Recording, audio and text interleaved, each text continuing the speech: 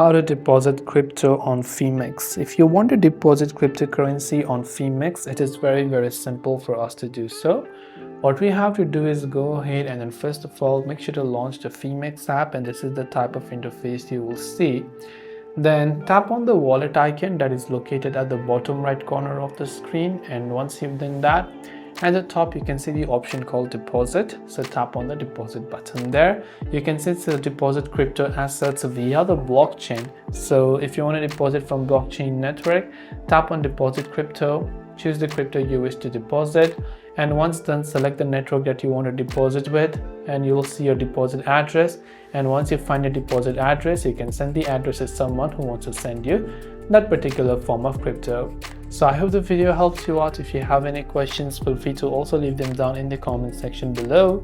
As always, thank you for watching till the very end of the tutorial, and see you soon in our next video.